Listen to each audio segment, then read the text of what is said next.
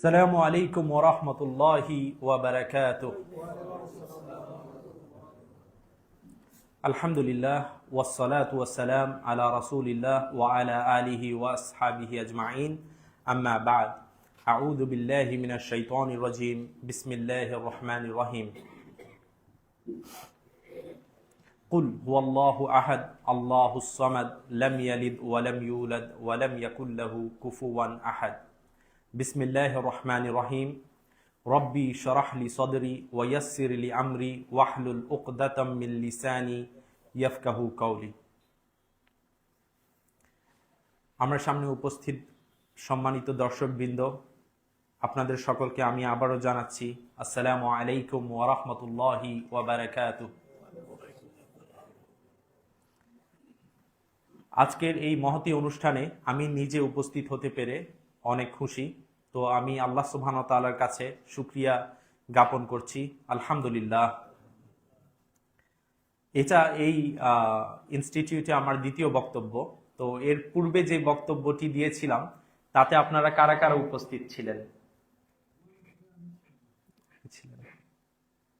আচ্ছা, তো গতবারও আমি আপনাদের সাথে বেশ কিছু প্রশ্ন করেছিলাম এবং বইও উপহার দিয়েছিলাম। তো এবারও গতবারের মতো আপনাদের জন্য বই উপহার হিসাবে আছে। তো আমি মাঝে মধ্যে আপনাদেরকে কিছু প্রশ্ন করব এবং যদি উত্তর দিতে পারেন ইনশাআল্লাহ বইটি আপনার হয়ে যাবে।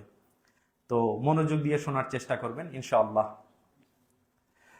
তো খ্রিস্টানদের বিশ্বাস অনুযায়ী আল্লাহ সুবহানাহু ওয়া তাআলা যখন এই জগৎকে সৃষ্টি করলেন, তারপরে তিনি আদম আলাইহিস সালাম এবং হাওয়া আলাইহিস সালামকে সৃষ্টি করেন। এই দুইজনকে সৃষ্টি করার পরে আল্লাহ সুবহানাহু ওয়া তাআলা তাদেরকে জান্নাতে রাখেন এবং তাদেরকে আদেশ করেন যে এই জান্নাতে যা কিছু আছে তোমরা এগুলো ভোগ করো। যে ফল ফলাদি যত যা কিছু আছে তোমরা সব কিছুই ভোগ করো, খাও, ফুর্তি করো, কোনো অসুবিধা নেই। কিন্তু ওইখানে একটি গাছ আছে, ওই গাছ থেকে তোমরা খাবে না, ওই গাছের কাছে তোমরা যাবে না। গেলে তোমরা যদি ওই গাছের ফল তোমরা খাও তাহলে তোমরা মারা যাবে। তো শয়তান হাওয়া আলাইহিস সালাম, এটা কিন্তু খ্রিস্টানদের বিশ্বাস অনুযায়ী, মুসলিমদের বিশ্বাস অনুযায়ী না। তো শয়তান হাওয়া আলাইহিস সালামকে প্রলুব্ধ করলো এবং সে এসে তাকে বলল যে ওই যে গাছের ফল ওটা তোমরা খাচ্ছ না কেন? তো তিনি বললেন যে আল্লাহ তো আমাদেরকে মানা করেছেন ওইটা থেকে খাওয়ার জন্য। তখন সে বলল, আরে ওইটা খেলে তোমরা মারা যাবা না, ওইটা খেলে বরং তোমাদের চোখ খুলে যাবে, তোমাদের ভালো মন্দ যত সব জ্ঞান আছে এই দুনিয়াতে সবকিছু তোমরা অধিকারী হয়ে যাবে, তোমরা সবকিছু জানতে পারবা। তো হাওয়া আলাইহিস সালাম শয়তানের ধোকায় পড়ে তিনি নিজে ওই গাছের ফল ভক্ষণ করেন এবং তিনি তার স্বামী এই আদম আলাইহিস সালাম কেও কিছু ফল খাওয়ান।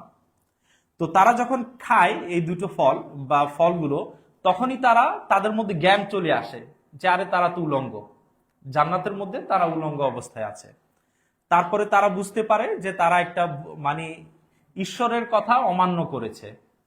তো তখন বাইবেল অনুযায়ী যেটা হচ্ছে খ্রিস্টানদের একটি ধর্মীয় গ্রন্থ, তো এই বাইবেলের মধ্যে যা কিছু আছে আমরা সেগুলোর স্বীকৃতি দিচ্ছি না, কিন্তু আমাদের বক্তব্যের সাথে এটা গুরুত্বপূর্ণ, ওই জন্য বলছি যে ঈশ্বর বা যে আল্লাহ, তিনি হাওয়া আলাইহিস সালামকে অভিশাপ দেন যে তোমাদেরকে আমি এই ফল খেতে মানা করেছি, তারপরও তুমি খেয়েছো, এই জন্য তোমার শাস্তি হচ্ছে কি যে এরপর থেকে তুমি বাচ্চা জন্ম দিবা এবং অনেক কষ্টের সাথে এই বাচ্চাকে জন্ম দিতে হবে। মানে এই যে প্রেগন্যান্সি এবং লেবার পেইন, এটা কিন্তু ঈশ্বরের তরফ থেকে একটা অভিশাপ।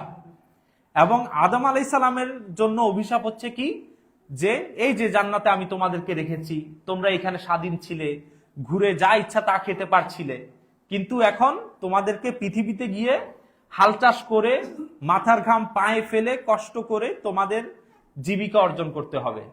জান্নাতে যেরকম ফ্রিতে সবকিছু পাচ্ছিলা, আর এগুলো পাবা না। তো আল্লাহ সুবহানাহু ওয়া তাআলা তাদের দুইজনকেই অভিশাপ দেন এবং তাদেরকে পৃথিবীতে পাঠিয়ে দেন। হাওয়ার মহিলা জাতির পাপ হচ্ছে যে তাদেরকে এই বাচ্চা জন্ম দিতে হবে অনেক কষ্টের সাথে, আর পুরুষের হচ্ছে যে জীবিকা অর্জন করতে হবে অনেক পরিশ্রম করে। তারপরে এটা অনেক বড় একটা পাপ, এবং তারা বিশ্বাস করে যে আদম এবং হাওয়া থেকে যত নর নারী জন্মগ্রহণ করবে, মানে আমরাও পুরো মানব জাতি, এই পুরো মানব জাতি পাপী। কারণ আদম হাওয়া একটা পাপ করেছে, এখন তারা তো পাপী বটেই, তাদের ছেলে সন্তান যত আছে কিয়ামত পর্যন্ত সবাই পাপী, এবং এই পাপ কোনোভাবেই ক্ষমা হবে না। এই পাপ ক্ষমার জন্য কি লাগবে? একটা বলিদান লাগবে, বলি দিতে হবে, কাফফারা দিতে হবে, এবং সেই কাফফারাটা যা তা হলে হবে না। এই কাফফারা স্বরূপ ঈশ্বর তার নিজের ছেলে, খ্রিস্টানদের বিশ্বাস অনুযায়ী ঈশ্বর তার নিজের ছেলে, যার নাম হচ্ছে যিশু খ্রিস্ট, যিনি আমাদের একজন নবী ঈসা আলাইহিস সালাম, তো যিশু খ্রিস্টকে তিনি এই পৃথিবীতে প্রেরণ করেন।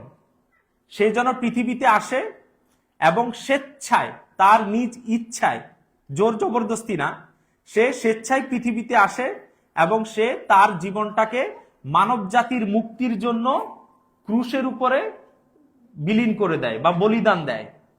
তো এটা হচ্ছে খ্রিস্টানদের বিশ্বাস যে আদম হাওয়া তারা গুনাহ করে, তারা ঈশ্বরের কথা অমান্য করে, তারা পাপী, তাদের মানে তাদের থেকে যত ছেলে সন্তান বা মানব জাতি যত আসবে তারা সবাই পাপী। এটা হচ্ছে ইনহেরিটেড সিন, যে জন্মগতভাবে বংশীয়ভাবে একটা গুনার পাপের আপনি অধিকারী হয়ে গিয়েছেন, আপনি জানেনও না। এবং এই গুনাহটাকে শেষ করার জন্য ঈশ্বর তার ছেলেকে পৃথিবীতে প্রেরণ করে, এবং সেই ছেলে তার নিজের জীবনটাকে উৎসর্গ করে দেয়, মৃত্যুবরণ করে, যাতে অন্য সকল মানুষের গুনাহ মাফ হয়ে যায়। তো এখানে অনেকগুলো কনসেপ্ট রয়েছে, তার মধ্যে একটা হচ্ছে যে এই যে ঈশ্বর 25শে ডিসেম্বর তার ছেলে যিশুকে পৃথিবীতে প্রেরণ করেন। যদিও এই ডেট নিয়ে আমরা বিস্তারিত আলোচনা করব, আপাতত আমি বলছি যে 25শে ডিসেম্বর যিশু খ্রিস্ট নামে ঈশ্বরের পুত্র এই পৃথিবীতে জন্মগ্রহণ করেন, এবং এই যে আমরা ম্যারি ক্রিসমাস বলে একটা জিনিস জানি, সেটা হচ্ছে এই ঈশ্বরেরই পুত্রের জন্মবার্ষিকী। তো এখন এই ক্রিসমাস জিনিসটা কি? আমরা যে বলি ম্যারি ক্রিসমাস, এটার অর্থ কি?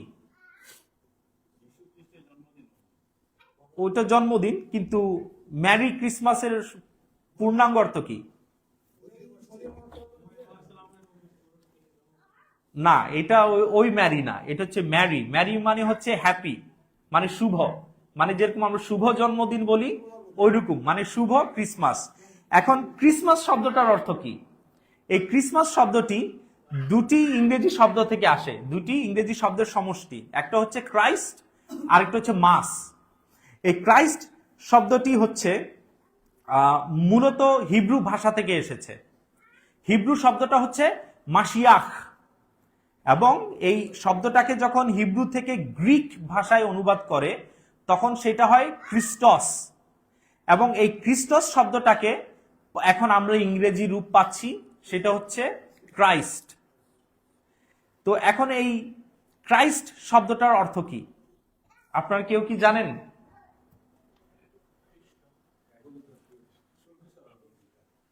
না, ক্রুশ না। এই ক্রাইস্ট শব্দটা কিন্তু ইসলামের সাথে সাংঘর্ষিক না। এখন আমি যদি বলি হিব্রু শব্দ যেটা একেবারে প্রথম মাশিয়াখ, সেই মাশিয়াখ শব্দটার অর্থ হচ্ছে মনোনীত করা, হ্যাঁ, বাছাইকৃত বা মনোনীত, এটা হচ্ছে মাশিয়াখ শব্দের অর্থ। আর এই ক্রাইস্ট হচ্ছে ঈসা আলাইহিস সালামের একটা উপাধি, ওই জন্য ওরা বলে জিজাস ক্রাইস্ট। তো ক্রাইস্ট হচ্ছে মূলত ঈসা আলাইহিস সালামের একটা উপাধি, এবং ক্রাইস্টের যে হিব্রু শব্দ থেকে আসে সেই হিব্রু শব্দের অর্থ হচ্ছে যে যে মনোনীত করা বা চয়নকৃত, মানে যাকে মনোনীত করা হয়েছে, চয়ন করা হয়েছে। তো এই অর্থটা যদি আমরা দেখি তাহলে এটা কিন্তু ইসলামের সাথে সাংঘর্ষিক না, কারণ আমরা সকলেই জানি যে আল্লাহ সুবহানাহু ওয়া তাআলা ঈসা আলাইহিস সালামকে একজন নবী, একজন রাসূল হিসেবে মনোনীত করেছেন, বা চয়ন করেছেন, দ্য চোজেন ওয়ান যদি বলি আর কি। যেমন এটার একটা আরবি শব্দ আছে, ওইটা হচ্ছে ইস্তাফা বা মুস্তাফা, চোজেন ওয়ান। যেমন মোহাম্মদ সাল্লাল্লাহু আলাইহি সাল্লামেরও একটা টাইটেল হচ্ছে দ্য চোজেন ওয়ান, মুস্তাফা। তো আমরা যদি আবার গ্রিক শব্দ খ্রিস্টসের দিকে তাকাই, তাহলে খ্রিস্টসের অর্থটা একটু ভিন্ন। খ্রিস্টসের অর্থটা হচ্ছে যে অভিষেক করা, মানে আগেকার দিনে তেল দিয়ে ঘর্ষণ করা। আগেকার দিনে যখন রাজা বাদশাদেরকে, যখন তারা রাজা হতো বা বাদশাহ হতো, তখন তাদের কপালে তারা তেল দিয়ে ঘষে তাদেরকে মনোনীত করতো যে ইনি হচ্ছেন আমাদের আজকে থেকে বাদশাহ। তো ওইখান থেকে হচ্ছে এই ক্রাইস্ট বা খ্রিস্টস শব্দটা, যে এইটার অর্থ হচ্ছে ওই মনোনীত করা। তো এইটার সাথেও কিন্তু আমাদের কোনো সমস্যা নেই। আর এই শব্দটা কিন্তু কোরআনে আছে। এই শব্দটার আরবি যে প্রতিশব্দ সেটা হচ্ছে মাসিহ। মাসিহ, ঈসা মাসিহ যেটাকে আমরা বলি। এবং এই মাসিহ শব্দটার অর্থ কি? না, কে বলেছে? নবী। আচ্ছা, হ্যাঁ, এটার একটা অর্থ নবী এবং রাসূল হিসেবে ব্যবহৃত হয়, কিন্তু অর্থটা কি?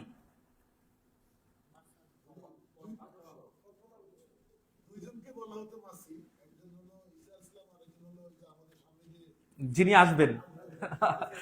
আচ্ছা, মাসিহ মানে হচ্ছে যেটা ওই খ্রিস্টসের অর্থ, সেটাই মাসাহ করা।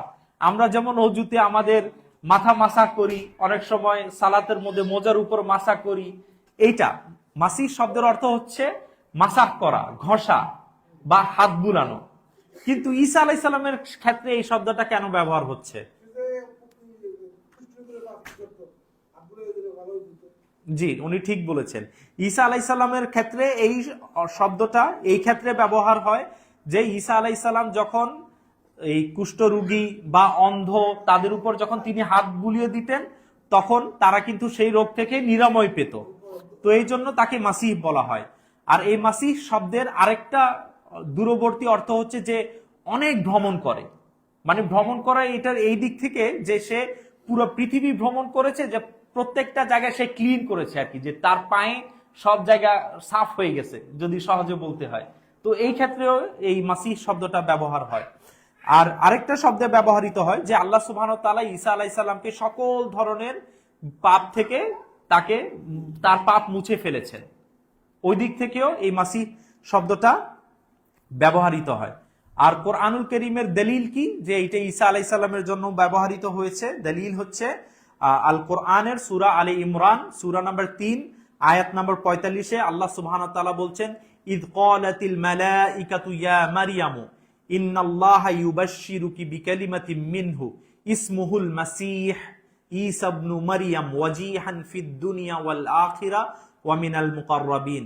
যে আল্লাহ সুবহানাহু ওয়া তাআলা যখন সর্বপ্রথম মারিয়াম আলাইহিস সালামের কাছে ফেরেশতা প্রেরণ করেন, সেই ফেরেশতা মারিয়াম আলাইহিস সালামকে সুসংবাদ দেন যে স্মরণ করুন যখন ফেরেশতা বললেন, হে মারিয়াম, নিশ্চয়ই আল্লাহ সুবহানাহু ওয়া তাআলা আপনাকে তার পক্ষ থেকে একটি কালেমার সুসংবাদ দিচ্ছেন, তার নাম মাসীহ ঈসা ইবনু মারইয়াম, মারিয়াম পুত্র ঈসা, ওয়াজিহান ফিদ দুনিয়া ওয়াল আখিরা, তিনি দুনিয়া ও আখিরাতে সম্মানিত, ওয়া মিনাল মুকাররাবিন, এবং সান্নিধ্য প্রাপ্তগণের একেবারে নিকটবর্তী বা অন্যতম হবেন।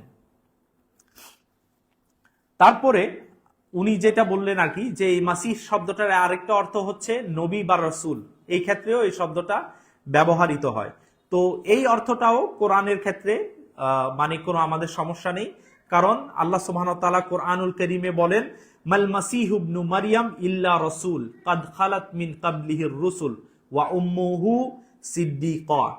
মানে আল্লাহ সুবহানাহু ওয়া তাআলা বলছেন যে মাল মাসীহু ইবনু মারইয়াম ইল্লা রাসূল, মাসীহ ইবনু মারিয়াম নবী ব্যতীত কিছুই ছিলেন না, রাসূল ব্যতীত কিছুই ছিলেন না। কাদ খালাত মিন ক্বাবলিহির রুসুল, তার পূর্বে অনেক নবী রাসূল গত হয়েছেন। ওয়া উম্মুহু সিদ্দীকা, এবং তার মা ছিলেন অনেক পবিত্র একজন নারী এবং সত্যবাদিনী।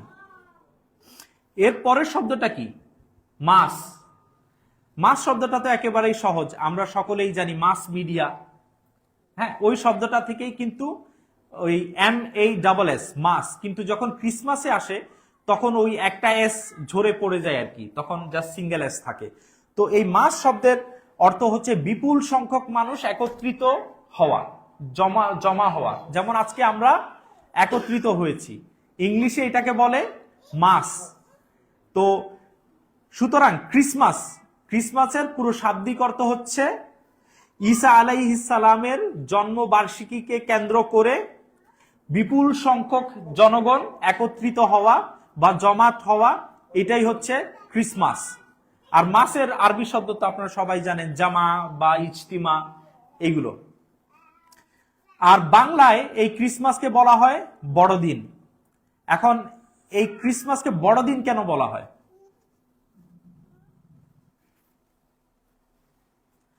আচ্ছা, এই দিনটাকে ক্রিসমাসকে বড়দিন এই জন্য বলা হয় কারণ এটা খ্রিস্টানদের সবচেয়ে বড় ধর্মীয় উৎসব। তাদের কাছে মূলত সবচেয়ে গুরুত্ব বুঝাতে এই বড় শব্দটা তারা ব্যবহার করে। এবং কিছু ইতিহাসে এরকম পাওয়া যায় যে বাংলাদেশ বা এই অঞ্চলে খ্রিস্টান ধর্ম আসে হচ্ছে এই ব্রিটিশদের মাধ্যমে। তো তারা তো টুটাফুটা হিন্দিতে কথা বলতেন, তো ওরা বলতো আর কি বাড়া দিন, তো ওই বাড়া দিনটাই বড়দিন রূপান্তরিত হয়। তো মূলত ক্রিসমাস কি? ক্রিসমাস হচ্ছে ঈসা আলাইহিস সালামের জন্মবার্ষিকীকে কেন্দ্র করে বিপুল সংখ্যক জনগণ একত্রিত হওয়া, এটাই হচ্ছে ক্রিসমাস বা বড়দিন। এটা যদি শুধুমাত্র এইটাই হতো তাহলে এটা কিন্তু বেশি থেকে বেশি বিদআত হতো, তার থেকে বেশি কিছু না। কিন্তু ক্রিসমাস কিন্তু শুধু এইটা না, ক্রিসমাসের পিছনে অনেকগুলো তাদের আকীদা এবং বিশ্বাস রয়েছে। তার মধ্যে একটা তো আমি শুরুতে বললামই, তারা এই ক্রিসমাসকে কেন্দ্র করে তিনটা বিষয় বিশ্বাস করে। এক, তারা বিশ্বাস করে যে ঈসা আলাইহিস সালাম হচ্ছে ঈশ্বরের পুত্র এবং তিনি মানব জাতির ত্রাণকর্তা। দ্বিতীয়, তারা বিশ্বাস করে যে যিশু হচ্ছে তিনি নিজেই ঈশ্বর। মানে কিছু খ্রিস্টান বিশ্বাস করে যে যিশু হচ্ছে ঈশ্বরের পুত্র, আর কিছু খ্রিস্টানের বিশ্বাস হচ্ছে যে কি, যে যিশু নিজেই ঈশ্বর, মানে ঈশ্বর মূলত পৃথিবীতে মানব রূপে অবতরণ করেছেন। তো যিশু নিজে ঈশ্বর এবং ক্রিসমাস হচ্ছে ঈশ্বরের জন্মবার্ষিকী। তৃতীয় বিশ্বাস হচ্ছে যেহেতু এই জন্মবার্ষিকী বা যিশু খ্রিস্টকে দিয়েই খ্রিস্টান ধর্মের আবির্ভাব হয়, প্রচলন শুরু হয়, সেই জন্য তারা এই ক্রিসমাসের মাধ্যমে কিন্তু পুরো খ্রিস্টান ধর্মটারই একটা উৎসব উদযাপন করে। এখন আমরা যাব হচ্ছে যে ঈসা আলাইহিস সালামের বা যিশু খ্রিস্টের জন্মবার্ষিকী কবে ছিল, এই বিষয়ে যদি আমরা একটু আলোচনা করি তাহলে আমরা দেখতে পাবো যে এই ক্রিসমাস জিনিসটি 326 খ্রিস্টাব্দে, সর্বপ্রথম 326 খ্রিস্টাব্দে, মানে ঈসা আলাইহিস সালাম খ্রিস্টানদের মতে ঈসা আলাইহিস সালাম মারা যাওয়ার অলমোস্ট 300 বছর পরে এই জন্মবার্ষিকীর প্রথা চালু হয় 25শে ডিসেম্বরে। এবং তৎকালীন আমলে তারা একটা ক্যালেন্ডার ফলো করত, সেই ক্যালেন্ডারটার নাম হচ্ছে, আপনারা কেউ জানেন? আমরা বর্তমানে কি ক্যালেন্ডার ইউজ করি? গ্রিগোরিয়ান ক্যালেন্ডার। এর পূর্বে কি ছিল? জুলিয়ান ক্যালেন্ডার ছিল। তো ওই জুলিয়ান ক্যালেন্ডারের 25শে ডিসেম্বর তারা 326 খ্রিস্টাব্দে প্রথমবারের মতো এই উৎসবটাকে পালন করা শুরু করে। যেহেতু এটা পরের একটা উৎসব, 300 বছর পরে, এই জন্য অনেক খ্রিস্টান কিন্তু এই উৎসবটাকে মানে না, অনেক খ্রিস্টানই কিন্তু এটাকে গ্রহণ করে নেয়নি। তাদের মতেও আমরা যেরকম এই জিনিসটাকে আপনারা যদি ইসলামের সাথে একটু তুলনা করেন তাহলে রাসূলুল্লাহর জন্মবার্ষিকী যেভাবে চালু হয় ঈদে মিলাদুন নবী, এই জিনিসটাও কিন্তু ওইরকম।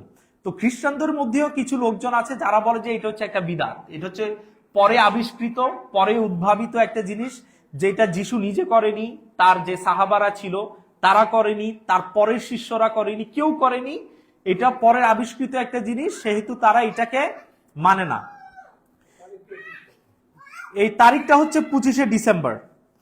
কিন্তু এই ক্রিসমাসের যে 25শে ডিসেম্বর, এটা বর্তমান খ্রিস্টানদের মধ্যে এক এক সম্প্রদায়ের কাছে এক একটা সময় পালিত হয়। কারো কাছে 25শে ডিসেম্বর, কারো কাছে 6ই জানুয়ারি, কারো কাছে 7ই জানুয়ারি। এখন এই তারতম্যটা কেন? এই তারতম্যটা শুরু হয় যখন জুলিয়ান ক্যালেন্ডারকে বাদ দিয়ে যখন গ্রিগোরিয়ান ক্যালেন্ডারে শিফট হয় পৃথিবী, তখন এই সমস্যাটা দেখা দেয়। জুলিয়ান ক্যালেন্ডারে যেটা ছিল 25শে ডিসেম্বর, গ্রিগোরিয়ান ক্যালেন্ডারে ওইটা হচ্ছে 6ই জানুয়ারি। এখন কিছু দল বললো যে না, আমরা 25শে ডিসেম্বর, আগের ক্যালেন্ডারে যে 25 ছিল, নতুন ক্যালেন্ডারেও 25শে ডিসেম্বর পালন করব।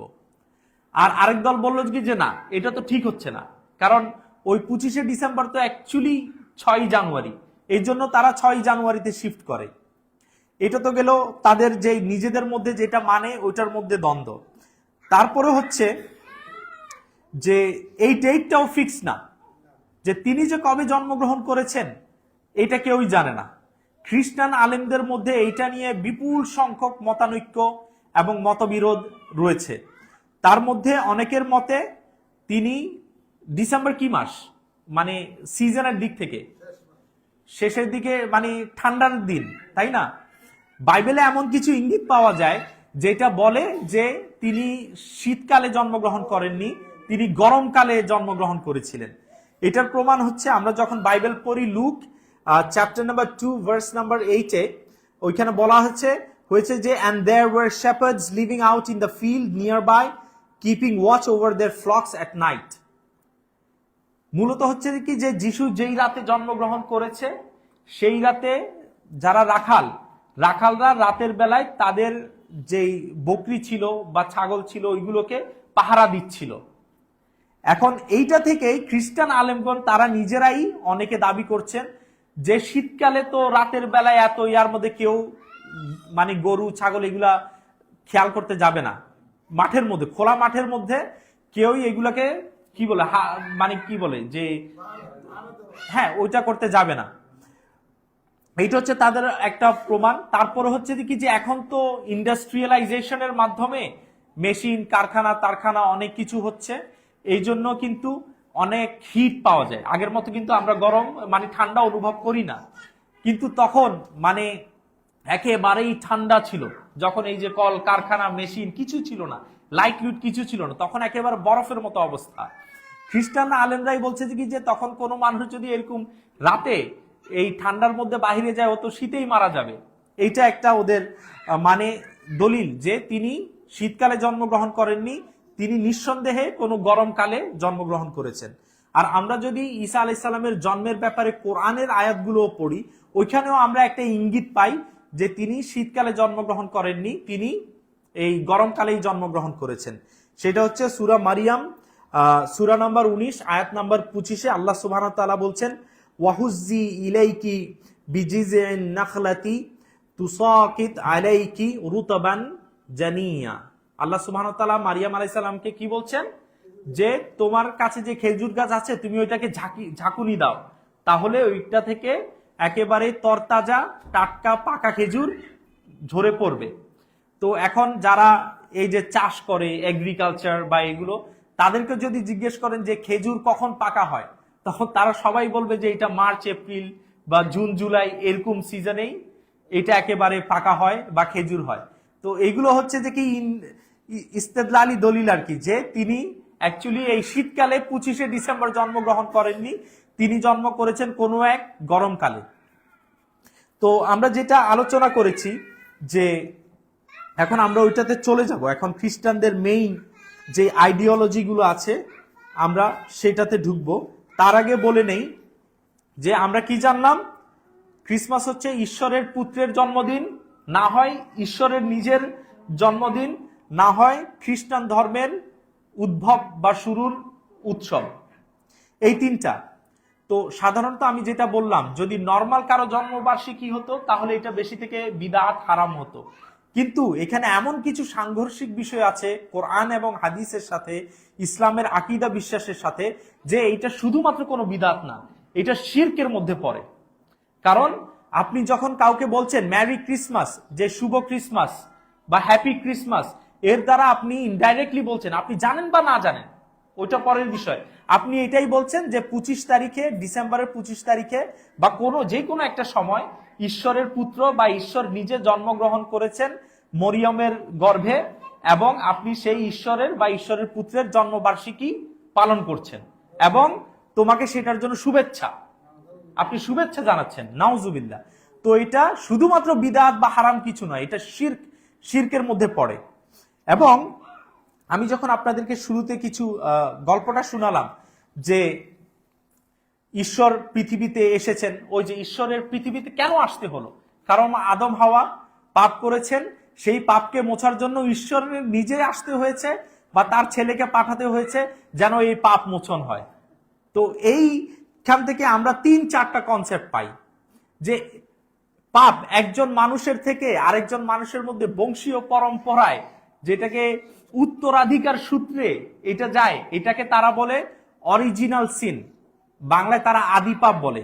এটা একটা কনসেপ্ট।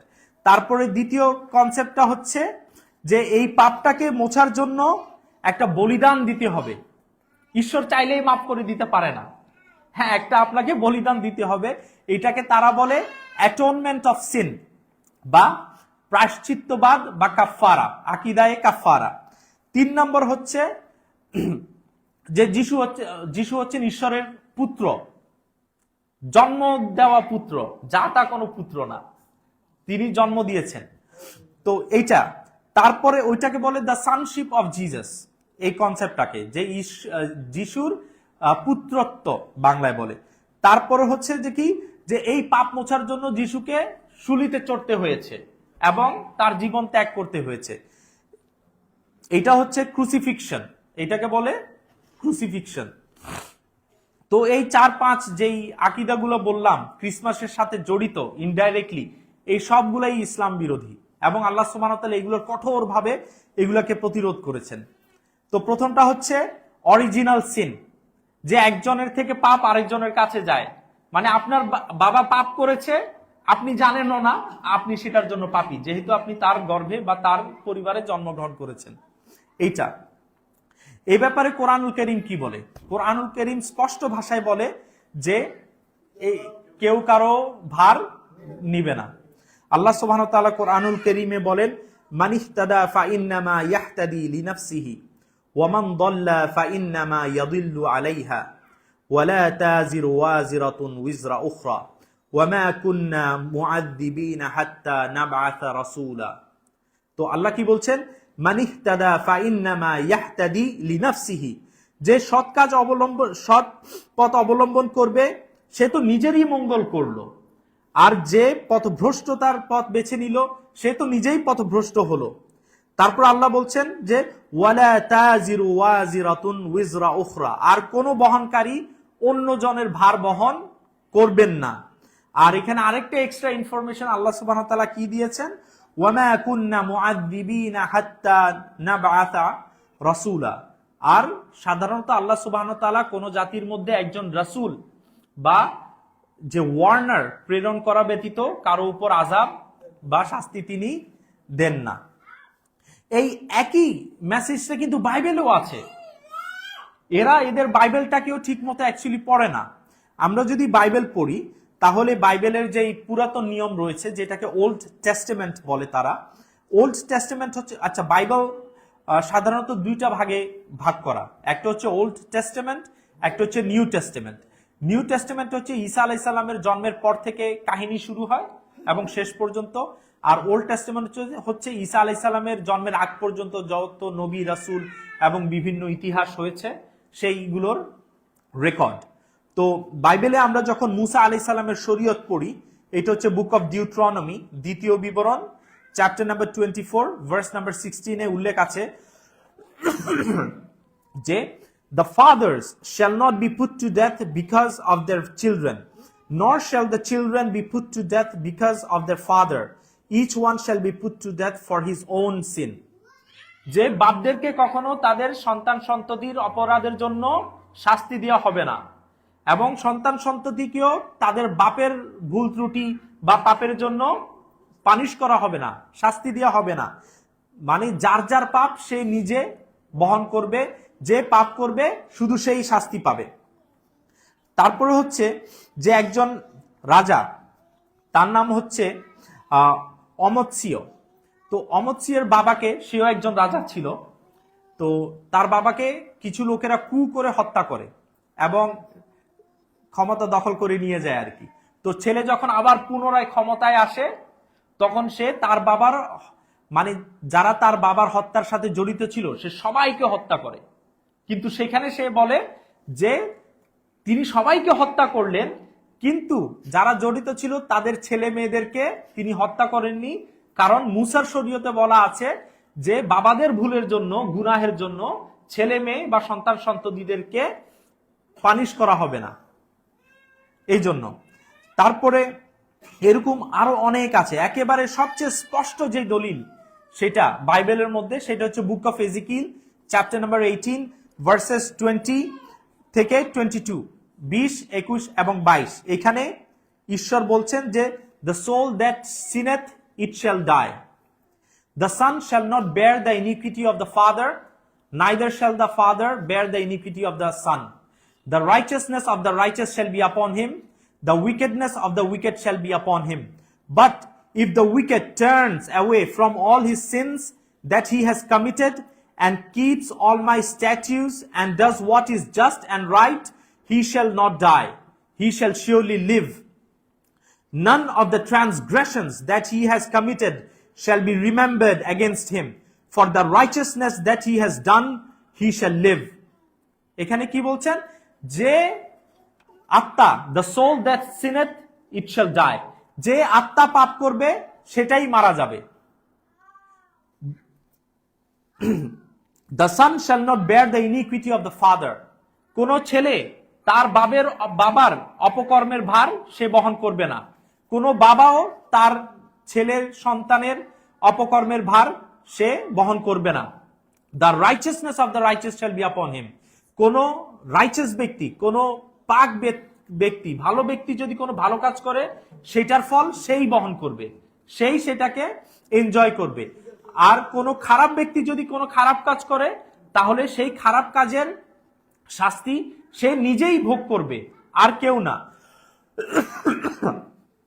তারপরে বাইবেলে ঈশ্বর আরো বলেন, সেটা হচ্ছে যে but if the wicked turns away from all the evil that he has done and does what is রাইচাস and good, কোন খারাপ ব্যক্তি যদি তার অপকর্ম বা যে সকল খারাপ কাজ সে করেছে সেইগুলো ছেড়ে সে যদি ভালো কাজের দিকে চলে আসে, সে যদি ভালো কাজের দিকে ধাবিত হয় এবং তার পূর্বের সকল খারাপ কাজকে সে যদি পরিত্যাগ করে এবং পুনরায় যদি সেগুলোর দিকে ফিরে না যায়, তাহলে সে মারা যাবে না, সে অবশ্যই জীবিত থাকবে।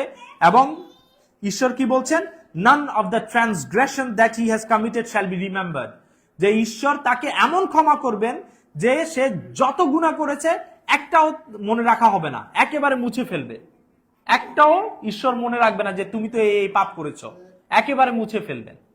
আর এইটা থেকেই বোঝা যায় যে এই যে আমরা আদম আলাইহিসসালাম বা হাওয়া আলাইহিসসালাম গুনাহ করেছেন, পাপ করেছেন, সেই জন্য পুরো মানব জাতি পাপী, এটা বাইবেলের আলোকেই ভুল প্রমাণিত হয়। যে সকল আয়াতগুলো আমি বাইবেল থেকে পড়ে শোনালাম সেগুলোর আলোকে। আর আরেকটা গল্প অনেক ফেমাস, আপনারা হয়তোবা নাও জানতে পারেন যে এটা বাইবেলের অংশ, সেটা হচ্ছে দ্য প্রডিগাল সান। প্রডিগাল সানের গল্পটা কে শুনেছে?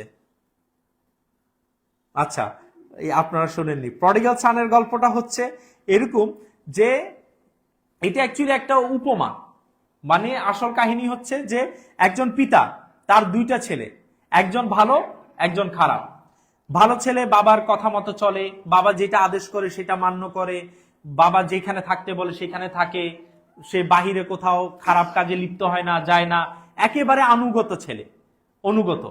আর আরেকটা ছেলে হচ্ছে না, বাবার কথা শুনে না, সে বাবাকে বলতেছে আমি তোমার সাথে থাকবো না, আমি নিজে ব্যবসা করব, তুমি আমাকে যে আমার যে ইনহেরিটেন্স, আমার যে উত্তরাধিকারের যে অংশ আমি পাবো আমাকে দিয়ে দাও, আমি ওইগুলো নিয়ে আমার যা ইচ্ছা আমি তাই করব। তো পিতা তাকে দিয়ে দেয়, সে বিভিন্ন জায়গায় মদ, আমি নিজের ভাষায় বলছি, মদ টদ খেয়ে সব টাকা টুকা নষ্ট করে গাটারের মধ্যে পড়ে থাকে। তারপরে একটা সময় সেই খারাপ ছেলেটার মনে হয় এখন তো কিছু করার নাই, আমি আমার পিতার কাছে ফিরে যাব। তো সে তার পিতার কাছে ফিরে আসে। তখন পিতা তাকে মানে সাদরে গ্রহণ করে নেয়। পিতা তার এই খারাপ ছেলেটাকে আনন্দের সাথে সাদরে গ্রহণ করে নেয় এবং পিতা বলে, for this is my son who was lost, now he is found. যে আমার ছেলে, সে হারিয়ে গিয়েছিল, সে পথভ্রষ্ট হয়ে গিয়েছিল, সে আবার ফিরে এসেছে। এই জন্য পিতা উল্টা তার ছেলে ফিরে আসার উপলক্ষে একটা পার্টি দেয়। তো এটা একটা উপমা, সেটা হচ্ছে এই দিক থেকে যে এখানে পিতাটা হচ্ছে ঈশ্বর, আর দুই ছেলে হচ্ছে মানব জাতি, তার বান্দা। যে কিছু বান্দা থাকে ভালো, যারা একেবারে আনুগত, আর কিছু বান্দা থাকে যারা হয়তো ঈশ্বরের কথা মতো চলে না। কিন্তু যেই বান্দা যত খারাপ কাজই করুক না কেন, সে যদি ঈশ্বরের কাছে ফিরে আসে, তখন ঈশ্বর কিন্তু তাকে তার এই যে ভুল করেছে সেগুলো তাকে মনে করিয়ে দিবে না। এই পিতা কিন্তু বলে নাই, এই তুই আমার লাখ লাখ টাকা খরচ করছিস, আগে তুই আমার এই যে হাল চাষ কর, বা আমার এই যে গরু ছাগল আছে এইগুলোকে পাল, তারপরে বাসায় আসতে পারবি, তাছাড়া তোর কোনো জায়গা নাই, এরকম বলে নাই। কিন্তু সে কিন্তু সাদরে গ্রহণ করে নিয়েছে, একেবারে ক্ষমা করে দিয়েছে। এইটা। তারপরে দ্বিতীয় যে বিশ্বাসটা, সেটা হচ্ছে যে অ্যাটোনমেন্ট অফ সিন। এবং অ্যাটোনমেন্ট অফ সিনটা হচ্ছে যে এই পাপকে মোছার জন্য একটি কুরবানি বা কাফফারা দিতে হবে, এবং এটার জন্য এই যিশু স্বেচ্ছায় পৃথিবীতে এসেছে এবং স্বেচ্ছায় সে তার জীবনটাকে উৎসর্গ করে দিয়েছে।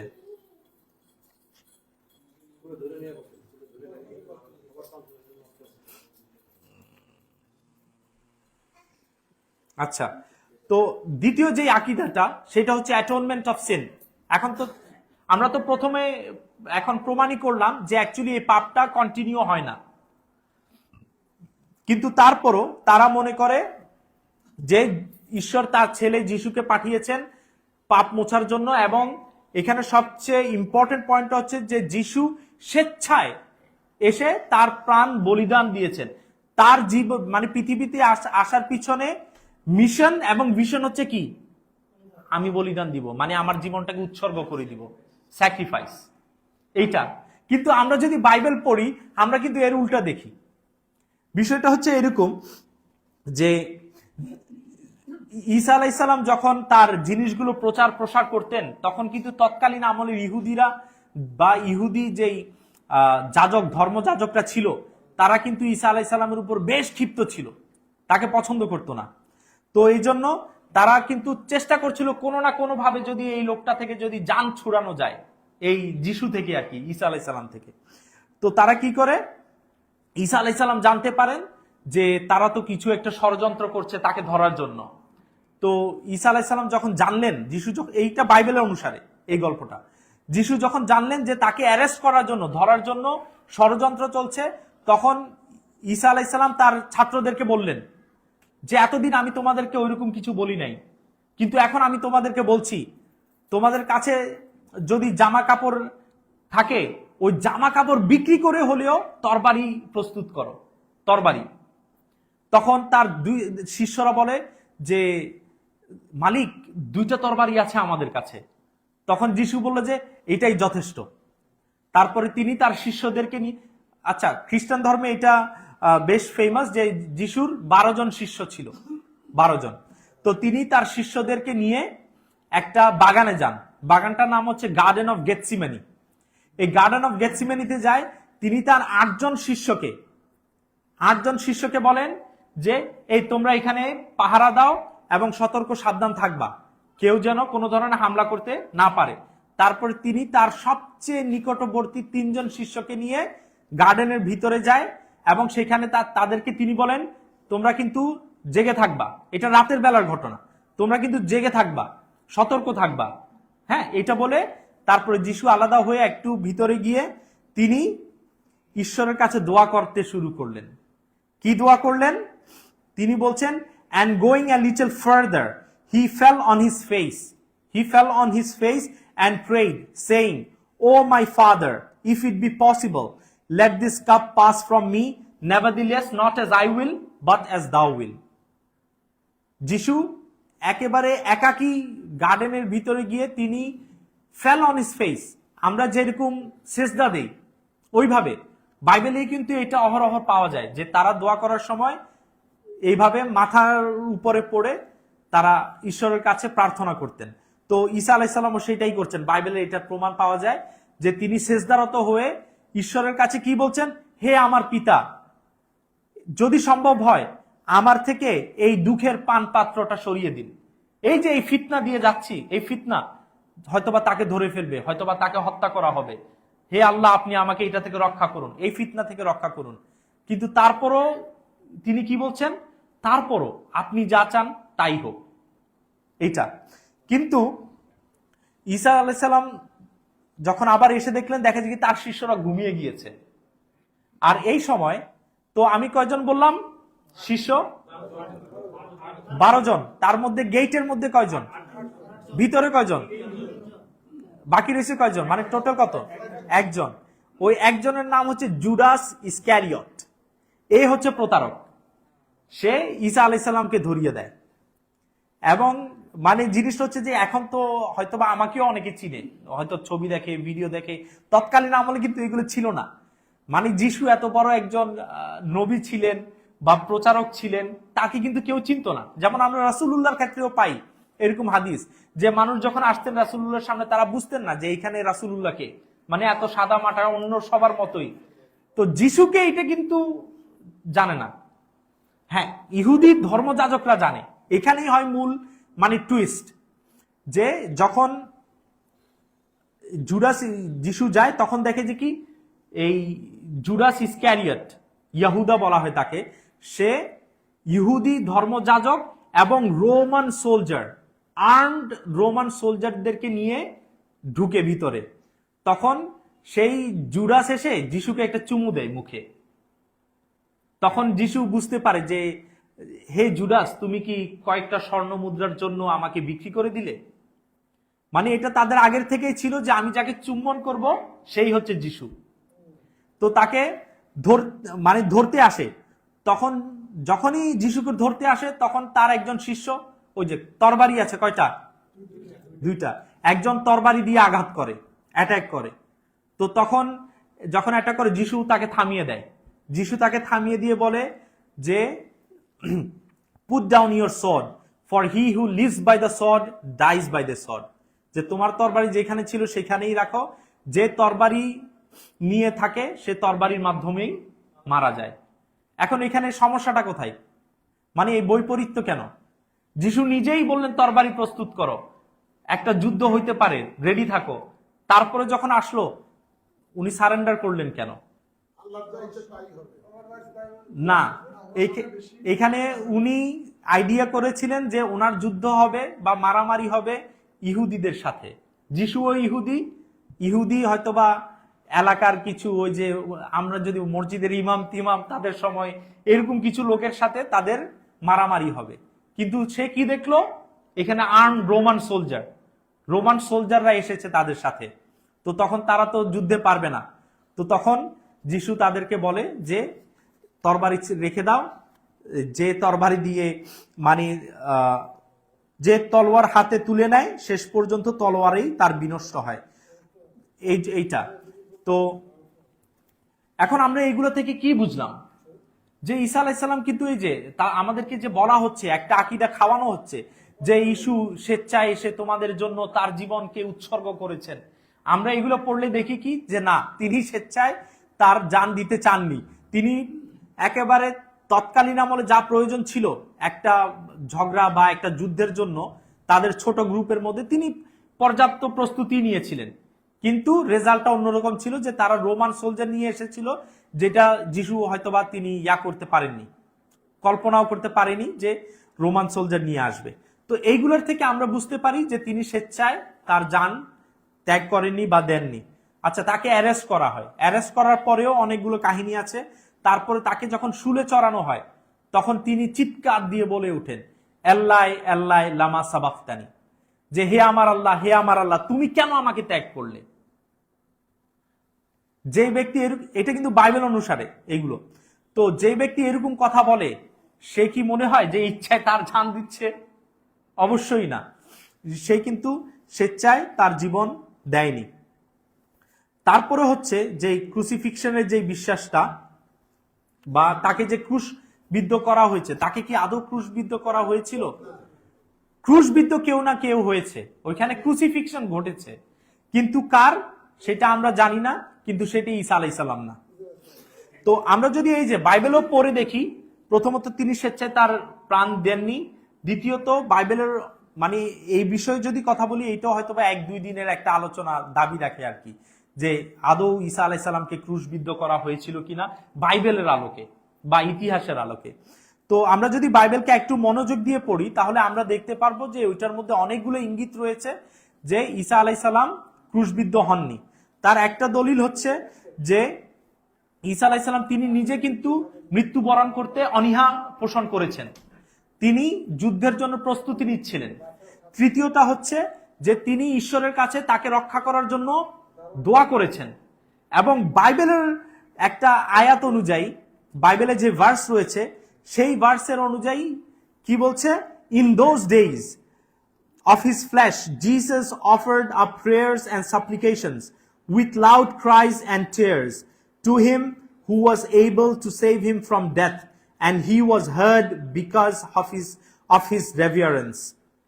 তো এই আয়াতটা কি বলছে, যিশু তার পার্থিব জীবনকালে অনেক আকুতি মিনতি করে ঈশ্বরের কাছে কান্না করেছিলেন যে তার জীবন বাঁচাতে পারবে, সে যেন তার জীবন বাঁচায়, এবং ঈশ্বর তার এই কথা শুনেছিলেন। তো এই আয়াত থেকেই বোঝা যায় যে ঈশ্বর তার দোয়া কবুল করেছিলেন।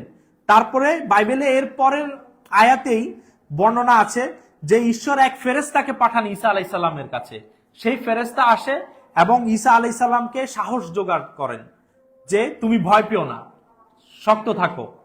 তো এটা হচ্ছে বাইবেলের look chapter number 22 verse number 43 তে, যে ঈশ্বর and there appeared to him an angel from heaven strengthening him.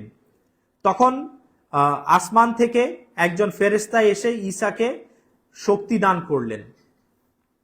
তারপরে আমরা যদি বাইবেলের আরো পড়ি পুরোটা, তাহলে দুইজন ব্যক্তির ব্যাপারে খ্রিস্টানরা নিজেরাই কনফিউজড, যে হয়তোবা যিশু ক্রুশবিদ্ধ হয়নি, এই দুইজন হয়েছিল। একজন হচ্ছে সাইমন দ্য সাইরিনি। সাইমন দ্য সাইরিনি তো একদল খ্রিস্টানের, এখনকার যে মেইন স্ট্রিম খ্রিস্টান তারা অবশ্যই এটা বিশ্বাস করে না, তারা বিশ্বাস করে যিশুকে ক্রুশবিদ্ধ করা হয়েছিল। আমি আমার পূর্বের বক্তব্যে বলেছিলাম যে খ্রিস্ট ধর্মের শুরুর দিকে বা ঈসা আলাইহিস সালামের পরপরই এমন কিছু খ্রিস্টান সম্প্রদায় ছিল যারা বর্তমান খ্রিস্টানদের মতো না, যারা এক আল্লাহই বিশ্বাস করত, ঈসা আলাইহিস সালামকে ঈশ্বর মনে করতো না। তারা বিশ্বাস করত যে যিশু ঈসাকে ক্রুশবিদ্ধ করা হয়নি, এই আকীদাগুলো কিন্তু তারা পোষণ করত। তো একজন হচ্ছে সাইমন দ্য সাইরিনি, তারা মনে করে যে ইহুদিরা ভুলে সাইমন দ্য সাইরিনিকে ক্রুশবিদ্ধ করে ফেলে। আর আরেকজন হচ্ছে জিজাস বারাব্বাস। এখন একজনের নাম হচ্ছে জিজাস ক্রাইস্ট, আরেকজনের নাম হচ্ছে জিজাস বারাব্বাস।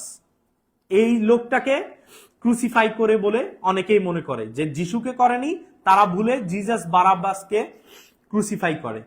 আর আমরা যদি কোরআনুল কারীম পড়ি, তাহলে কোরআনুল কারীমের সূরা নিসা সূরা নাম্বার 4 আয়াত নাম্বার 157 থেকে 58 আল্লাহ সুবহানাহু ওয়া তাআলা বলেন, ওয়া কাউলিহিম ইন্না কাতালনাল মাসিহা ঈসা ইবনু মারইয়াম রাসূলুল্লাহ ওয়া মা কাতালুহু ওয়া মা সালাবুহু ওয়ালাকিন শুববিহা লাহুম ওয়া ইন্নাল লাযীনা ইখতালাফু ফীহি লাফি শাক্কিম মিনহু মা লাহুম বিহি মিন ইলমিন ইল্লা ইত্তিবা'আজ যান ওয়া মা কাতালুহু ইয়াকিনান বাল রাফা'াহু আল্লাহু ইলাইহি ওয়া কানা আল্লাহু আজিজান হাকীমা।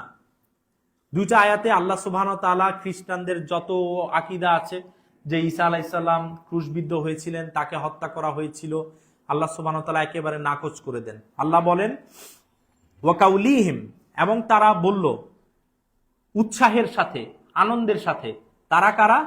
ইহুদিরা, ইন্না কাতালনাল মাসিহা ঈসা ইবনু মারইয়াম, যে আমরা মাসিহ ঈসা ইবনু মারইয়ামকে হত্যা করেছি, রাসূলুল্লাহ আল্লাহর রাসূলকে। এখন অনেকে এখানে খ্রিস্টানরা বা অনেকে জিজ্ঞেস করে যে যদি ইহুদিরা বলে, ইহুদিরা যিশুকে হত্যা করে কেন? কারণ তারা তাকে নবী বা রাসূল হিসেবে মনে করতেন না। কিন্তু এই আয়াতে বলছে যে তারা বলতেছে আমরা আল্লাহর রাসূলকে হত্যা করেছি। অনেকে কিন্তু এরকম সন্দেহ দেয়। তো এটা হচ্ছে যে তারা উপহাস করে বলতো যে এই দেখো আমরা তোমাদের আল্লাহর রসুল কে হত্যা করে দিছি, এরকম উপহাস করে বলতো। তো আল্লাহ সেটাই বলছেন, ওয়াকাউলিহিম ইন্না কতালনাল মাসিহা ঈসা ইবনু মারইয়াম রাসূলুল্লাহ। তো আল্লাহ বলছেন ওয়ামা কতালুহু ওয়ামা সালাবুহু ওয়ালাকিন শুববিহা লাহুম, যে তোমরা তাকে কতল করনি, হত্যাও করনি, ক্রুশবিদ্ধও করনি। এখন এই হত্যা আর ক্রুশবিদ্ধের মধ্যে পার্থক্য কি? হত্যা হচ্ছে যে কোনো ভাবে মেরে ফেলা, আর ক্রুশবিদ্ধ হচ্ছে একটা স্পেসিফিক নির্দিষ্ট ভাবে শুলে চড়িয়ে হত্যা করা, হ্যাং করে রাখে। এখন এই ক্রুসিফিকশনের মানে কি বলে, ইতিহাসে অনেকগুলো পদ্ধতি ছিল। আমরা যেটা বর্তমানে দেখি যে তাকে প্যারাগ মারা হয়েছিল, প্যারেক, হ্যাঁ, এটা আমরা দেখি। কিন্তু তৎকালীন আমলে এটার প্রচলন ছিল না। তৎকালীন আমলে জাস্ট ঝুলিয়ে রাখতো, তারপরে মেরে তেরে একেবারে থেতলায় যেরকম থাকে ওইরকম ঝুলিয়ে রাখতো। তো সে না খেয়ে রক্ত শূন্যতায় অনেক সময় মারা যেত এরকম। আর পরের দিকে গিয়ে এই যে প্যারেগ মারা এগুলো আসে আর কি। তো যাই হোক, যেভাবেই হোক, আল্লাহ সুবহানাহু ওয়া তাআলা বলছেন যে ঈসা আলাইহিস সালামকে হত্যাও করা হয়নি, তাকে ক্রুশবিদ্ধও করা হয়নি। আচ্ছা, এটার পিছনে কিন্তু যদিও এটা প্রমাণিত না, মানে কিন্তু ইহুদিরা, হ্যাঁ, ইহুদিরা তাদের কিছু ধর্মীয় গ্রন্থ আছে যেগুলোকে তালমুদ বলে, তালমুদ। তো ওইটাতে তারা যে যিশুকে কেন হত্যা করেছে ওইটা কিন্তু উল্লেখ আছে। তারা বলেছে যে তাদের দাবি, ইহুদিদের দাবি হচ্ছে যে আমরা তাকে পাথর মেরে মেরে হত্যা করে তারপরে ক্রুশবিদ্ধ করেছি। তো বলতে গেলে হয়তোবা ওয়াল্লাহু আলাম, আল্লাহ সুবহানাহু ওয়া তাআলা এই আয়াতের মাধ্যমে সবগুলোকেই খণ্ডন করে দিচ্ছেন, ইহুদিদের দাবিও খ্রিস্টানদের দাবিও, যে তোমরা তাকে পাথর মেরে হোক বা অন্য যে কোনো মাধ্যমেও হত্যা করনি, তাকে ক্রুশের বিদ্ধ করার মাধ্যমেও হত্যা করা হয়নি। তাহলে কি হয়েছিল? যে এটাকে জাস্ট ওইরকম কিছু হয়েছিল, ক্রুশবিদ্ধের মতো হয়েছিল। কিন্তু আল্লাহ কি বলছেন, ওয়ালাকিন শুববিহা লাহুম, এই যে এই সম্পর্কে অনুমানের অনুসরণ ছাড়া তাদের কোনো জ্ঞানই ছিল না। মা লাহুম বিহি মিন ইলমিন ইল্লা তিবাআজ জান, তারা যা কিছুই বলে সবগুলো হচ্ছে জান, অনুমান। আচ্ছা, এখানে অনুমান কেন? আমরা যদি বাইবেলও পড়ি, মানে আল্লাহ সুবহানাহু ওয়া তাআলা যে কোরআন আয়াতগুলোকে এত সুন্দরভাবে গঠিত করেছেন, তো আমরা দেখলে বুঝতে পারবো যে যদি বাইবেল পড়ি, সেটা হচ্ছে যিশুকে যখন হত্যা করা হয়, মানে তাদের অনুসারে যখন হত্যা করা হয়, তার আশেপাশে কিন্তু তার কোনো শিষ্য ছিল না, কেউ ছিল না। ভয়ে সবাই পালিয়ে যায়, যে তাদের গুরুকে ধরে নিয়ে গেছে, কবে আবার তাদেরকে ধরেও হত্যা করে ফেলে, এই জন্য কেউ ছিল না। তো বাইবেলের মধ্যেই তারা বলে যে কি, আমরা শুনতে পেয়েছি যে আমাদের ওস্তাদকে হত্যা করা হয়েছে, মানে সব শোনা কথা, তারা অন্যের কাছে শুনেছে, দেখেনি। মানে বাইবেলের মধ্যে এই যে ক্রুসিফিকশন, তারা যে বলে যে বাইবেলে ঈসা আলাইহিস সালামের ক্রুশবিদ্ধ হয়েছে, এটার প্রমাণ আছে, সবগুলো হচ্ছে শোনা কাহিনী। কেউ মানে চাক্ষুষ কোনো প্রমাণ নাই, কেউ দেখে নাই, তো সবগুলো শোনা কথা। তো আল্লাহ সেটাই বলছেন যে সবগুলোই হচ্ছে অনুমান, ইল্লাতি বাজান। তারপর আল্লাহ আবার বলছেন ওয়ামা কতালুহু ইয়াকিনান, যে নিশ্চিতভাবে, নিঃসন্দেহে তোমরা তাকে হত্যা করনি। বাল রাফাহুল্লাহু ইলাই, বরং আল্লাহ সুবহানাহু ওয়া তাআলা ঈসা আলাইহিস সালামকে তার কাছে তুলে নিয়েছেন। ওয়া কানা আল্লাহু আজিজান হাকিমা, যে নিশ্চয়ই আল্লাহ সুবহানাহু ওয়া তাআলা পরাক্রমশালী, প্রজ্ঞাময়। তো আলহামদুলিল্লাহ, আমরা তাহলে কয়টা নিয়ে ডিসকাস করলাম? তার যে গুনাহগুলো যে একটা থেকে আরেকটাতে ট্রান্সফার হয় না, ইনহেরিট হয় না, সেটা নিয়ে আলোচনা করলাম। তাদের অ্যাটোনমেন্ট, যে যিশু যে স্বেচ্ছায় জীবন দিয়ে দিয়েছে, এটাও মিথ্যা। তারপর তার যে ক্রুশবিদ্ধ করা হয়েছিল, এটাও মিথ্যা।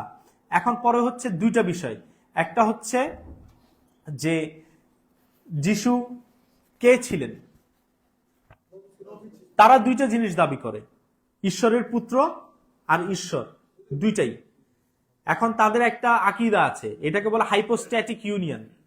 হাইপোস্ট্যাটিক ইউনিয়নের বিশ্বাস হচ্ছে কি, যিশু একই সাথে ঈশ্বর, একই সাথে মানুষ। না, ওইটা তো ট্রিনিটি তো একটা, কিন্তু এটা হচ্ছে, হ্যাঁ, ট্রিনিটির সাথেই জড়িত। যে এটা হচ্ছে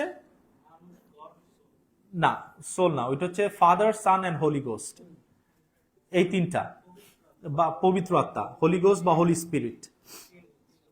তো ওই তিনটার সাথেই, ট্রিনিটির সাথেই সম্পর্কিত। ওইটা হচ্ছে হাইপোস্ট্যাটিক ইউনিয়ন। মানে আপনি যখনই তাদেরকে ধরতে যাবেন যে কি রে, যিশু যদি ঈশ্বর হয় তাহলে এটা তিনি কি করলেন, এটা তো ঈশ্বরের পক্ষে সম্ভব না।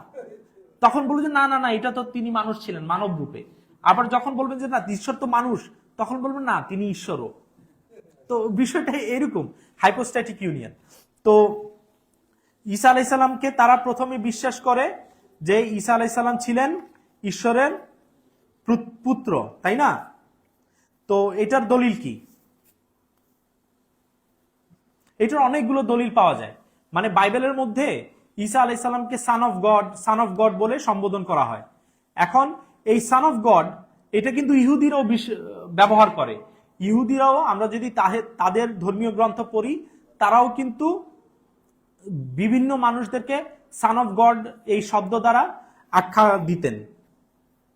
কিন্তু এই আচ্ছা, ওইটাতে আমি একটু পরে আসি। যে আমরা দেখে নিই আগে যে কোরআন এই বিষয়ে কি বলে। ঠিক আছে, কোরআনে আল্লাহ সুবহানাহু ওয়া তাআলা বলছেন, ইন্নামাল্লাহু ইলাহুন ওয়াহিদুন সুবহানাহু আন ইয়াকুনা লাহু ওয়ালাদুন লাহু মা ফিস সামাওয়াতি ওয়া মা ফিল আরদ ওয়া কাফা বিল্লাহি ওয়াকিলা। আল্লাহ সুবহানাহু ওয়া তাআলা এটা অনেক স্ট্রংলি কন্ডেম করেন যে আল্লাহর কোনো পুত্র আছে। কারণ আল্লাহ সুবহানাহু ওয়া তাআলা কোরআনুল কারীমে, আমরা হয়তোবা অন্যগুলো না জানলেও একটা সূরা তো সবাই জানি, আর ওই সূরার মধ্যেই আছে যে লাম ইয়ালিদ ওয়া লাম ইউলাদ, যে তাকে কেউ জন্ম দেয়নি, তিনিও কাউকে জন্ম দেননি। ওইটা একটা। তারপরে এই আয়াতে আল্লাহ সুবহানাহু ওয়া তাআলা বলছেন ইন্নামাল্লাহু ইলাহুন ওয়াহিদুন, আল্লাহ তো এক ইলাহ। সুবহানাহু আন ইয়াকুনা লাহু ওয়ালাদুন, তার সন্তান হবে, তিনি এটা থেকে পবিত্র, তিনি মহান। লাহু মা ফিস সামাওয়াতি ওয়া মা ফিল আরদ ওয়া কাফা বিল্লাহি ওয়াকিলা, আসমান সমূহে যা কিছু আছে ও জমিনে যা কিছু আছে সবই আল্লাহর, আর কর্মবিরোধী কর্ম বিধায়ক রূপে আল্লাহই যথেষ্ট। এটা। তারপরে আল্লাহ সুবহানাহু ওয়া তাআলা অন্য আয়াতে বলেন, ইন্না মাসালা ঈসা কামাসালি আদম খালাকাহু মিন তুরাব সুম্মা ক্বালা লাহু কুন ফায়াকুন। তো যারা বলে, এই খ্রিস্টানরা যিশুকে ঈশ্বরের পুত্র বলার পিছনে কয়েকটা আকীদা আছে। একটা তো হচ্ছে দেখি যে তারা মনে করে যে কারণ যিশুকে বাইবেলের মধ্যে সান অফ গড বলে সম্বোধন করা হয়েছে। তারপরে তারা বলে বিগটেন গড, যে জন্ম দেওয়া, মানে ঈশ্বর নিজে জন্ম দিয়েছেন ঈসাকে, নাউজুবিল্লাহ। তো অনেকে বলে যেহেতু যিশুর কোনো পিতা ছিল না, সেহেতু তার পিতা আল্লাহ। এবং এইটার জন্য তারা অনেকে মনে করে যার পিতা নাই সেই ঈশ্বরের মতো। সাধারণ কারো কি পিতা ছাড়া কি জন্মগ্রহণ করতে পারে? পারে না। তো আল্লাহ সুবহানাহু ওয়া তাআলা কোরআনুল কারীমে খণ্ডন করলেন কি, ইন্না মাসালা ঈসা কামাসালি আদম, ঈসার এক্সাম্পল হচ্ছে আদম আলাইহিস সালামের মতো। খালাকাহু মিন তুরাব সুম্মা ক্বালা লাহু কুন ফায়াকুন, তিনি তাকে মাটি থেকে সৃষ্টি করেছেন এবং বলেছেন কুন ফায়াকুন, এবং হয়ে গিয়েছে। যে এর দ্বারা উদ্দেশ্য হচ্ছে আল্লাহ যদি আদমকে কোনো মা, কোনো বাবা বা কোনো নর, কোনো নারী ছাড়া সৃষ্টি করতে পারেন, ঈসা আলাইহিস সালামকে তো তিনি কমসে কম একজন মহিলা থেকে সৃষ্টি করেছেন। হ্যাঁ, তো কেউ যদি বলতে চায় যে এই বাবা ছাড়া জন্মগ্রহণের কারণে তিনি যদি একজন মানুষের চাইতেও বেশি, তাহলে নিঃসন্দেহে আদম আলাইহিস সালাম তার থেকেও বড় হওয়ার কথা। সে যদি মনে করে যে কি যে সে ঈশ্বরের বড় ছেলে, তাহলে আদম আলাইহিস সালাম তো ঈশ্বরের আরো বড় ছেলে হওয়ার কথা। সে কেউ যদি মনে করে এর দ্বারা সে অনেক ডিভাইন বা সে হচ্ছে ঈশ্বরের মতো ঐশ্বরীয়, তাহলে তো আদম আলাইহিস সালাম তার থেকেও বেশি বড়, কারণ বাবাও নাই মাও নাই, দুইটাই। তারপরে আল্লাহ সুবহানাহু ওয়া তাআলা কোরআনুল কারীমে অন্য একটা জায়গায় ঈসা আলাইহিস সালামকে আলোকেই একেবারে স্পষ্ট, এটা যে একটা গর্হিত আকীদা যে আল্লাহর পুত্র সন্তান, তিনি পুত্র সন্তান গ্রহণ করেছেন বা জন্ম দিয়েছেন, এইটা আল্লাহ সুবহানাহু ওয়া তাআলা বলছেন, ওয়াকালু ইত্তাখাযার রাহমানু ওয়ালাদা লাকাদ জিতুম শাইআন ইদ্দা তাকাদুস সামাওয়াতু ইয়াতাফাত্তারনা মিনহু ওয়া তানশাক্কুল আরদু ওয়া তাখিরুল জিবালু হাদ্দা আন দাউ লির রাহমানু ওয়ালাদা ওয়া মা ইয়ানবাগি লির রাহমানি আন ইয়াত্তাখিযা ওয়ালাদা ইন কুল্লু মান ফিস সামাওয়াতি ওয়াল আরদি ইল্লা আতির রাহমানি আবাদা। আল্লাহ সুবহানাহু ওয়া তাআলা অনেক কঠিনভাবে, কঠোরভাবে তিনি প্রতিবাদ করছেন। তিনি কি বলছেন? ওয়াকালা ইত্তাখাযার রাহমানু ওয়ালাদা, আর তারা বলে যে দয়াময় সন্তান গ্রহণ করেছে। লাকাদ জিতুম শাইআন ইদ্দা, অবশ্যই তোমরা এক জঘন্য বিষয়ের অবতারণা করেছো। তোমরা যারা বলছো যে ঈশ্বরের ছেলে আছে বা তিনি ছেলে জন্ম দিয়েছেন, তোমরা অনেক জঘন্য অতি খারাপ একটা কাজ অবতারণ করেছো। এই যে আমরা যারা বলছি বা অজান্তেও যদি বলি ম্যারি ক্রিসমাস, এটাই তাদের জন্য, যে আপনারা কত বড় পাপ করছেন এই কথাটা বলে। তারপর বলছে তাকাদুস সামাওয়াতি ইয়াতাফাত্তারনা মিনহু, যে যাতে আসমান সমূহ বিদীর্ণ হয়ে যাওয়ার উপক্রম হয়। ওয়াতানশাক্কুল আরদু, আর জমিন খণ্ড বিখণ্ড। ওয়াতাখিরুল জিবালু হাদ্দা, এবং পর্বতমণ্ডলী চূর্ণ বিচূর্ণ হয়ে আপতিত হবে। আন্দাউলি রহমান ওয়ালাদা, কারণ তারা বলে যে পরম করুণাময় সন্তান আছে বলে তারা দাবি করে। ওয়ামা ইয়ানবাগি লিররহমানি আন ইয়াত্তাখিযা ওয়ালাদা, অথচ সন্তান গ্রহণ করা পরম করুণাময়ের জন্য শোভনীয় নয়। ইন কুল্লু মান ফিস সামাওয়াতি ওয়াল আরদি ইল্লা আতির রহমানি আবাদা, আসমান সমূহ ও জমিনে এমন কেউ নেই যে দয়াময়ের কাছে বান্দার রূপে উপস্থিত হবে না। তো আল্লাহ সুবহানাহু ওয়া তাআলা এখানে অনেক কঠোরভাবে আমাদেরকে নিষেধ করছেন যে যারা বলে যে আল্লাহর পুত্র আছে বা তিনি সন্তান গ্রহণ করেছেন, তারা অতি জঘন্য একটা কথার অবতারণা করেছেন, এবং এই আসমান জমিনে যা কিছু আছে সবকিছুই হচ্ছে তার বান্দা, তার কাছে বান্দা হিসেবে আসতে হবে, তার থেকে বেশি কিছু নয়। একটা হাদিসে আল্লাহ সুবহানাহু ওয়া তাআলা বলেন যে আদম সন্তান আমার ব্যাপারে মিথ্যারোপ করে, যদিও এটা করার অধিকার তাদের নেই, তারা আমার ব্যাপারে মিথ্যা কথা বলে। আর আরেকটা হচ্ছে যে তারা আমার ব্যাপারে অপবাদ দেয়, আমাকে গালি দেয়। আল্লাহ সুবহানাহু ওয়া তাআলা কি বলছেন যে আদম সন্তান আমার ব্যাপারে মিথ্যা কথা বলে, যদিও এটা করার তাদের অধিকার নেই, তারা আমাকে গালি দেয়, যদিও এটা গালি দেওয়ারও অধিকার আল্লাহ তাদেরকে দেননি। এখন আল্লাহর ব্যাপারে মিথ্যা বলা কি? হাদিসের মধ্যেই বর্ণিত আছে যে আল্লাহর ব্যাপারে মিথ্যা কথা বলা মানে হচ্ছে যে তারা দাবি করত কিছু লোক যে আল্লাহ মানুষ যেভাবে সৃষ্টি করেছেন মরার পরে আর সেইভাবে পুনরায় সৃষ্টি করতে পারবেন না। তো আল্লাহ বলছেন যে যারা আমাকে অক্ষম বলছে যে আমি তাদেরকে পুনরায় সৃষ্টি করতে পারবো না, তারা আমার ব্যাপারে মিথ্যা আরোপ করেছে। আর যারা বলে যে আমি সন্তান গ্রহণ করেছি, তারা আমার ব্যাপারে আমাকে গালি দিয়েছে। তো আপনারা যখন কাউকে ম্যারি ক্রিসমাস বলছেন, আপনি আল্লাহকে গালি দিচ্ছেন, কারণ আপনার উদ্দেশ্য এটাই যে 25শে ডিসেম্বর ঈশ্বর পুত্র জন্ম দিয়েছে, এটাই। তো আল্লাহ কি বলছেন? গালি দিয়েছে, নাউজুবিল্লাহ। আল্লাহ সুবহানাহু ওয়া তাআলা আমাদেরকে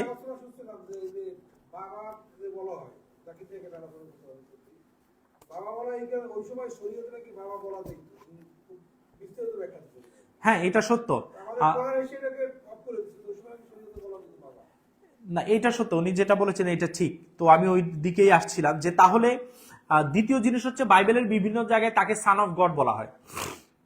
এখন সান অফ গড বলাটা কিন্তু দোষণীয় না, কারণ এটা তৎকালীন আমলে তাদের শরীয়তে এটা জায়েজ ছিল। ইবনু তাইমিয়া রাহিমাহুল্লাহ তার আল জাওয়াবুস সাহিহ লিমান বাদ্দালা দীন আল মাসিহ এই বইতে তিনি বলেছেন যে হয়তোবা তাদের শরীয়তে ঈশ্বরকে পিতা এবং যারা বান্দা, যেমন আমাদের আব্দ এবং রব, তাদেরটা হচ্ছে আব এবং পুত্র ইবন, এইরকম একটা সম্পর্ক ছিল। যেমন পিতা পুত্রের সম্পর্কটা অনেক অতি নিকটবর্তী, অনেক আদরের, পিতা তার ছেলে মেয়েদের জন্য কেয়ার করে, কেয়ারিং থাকে।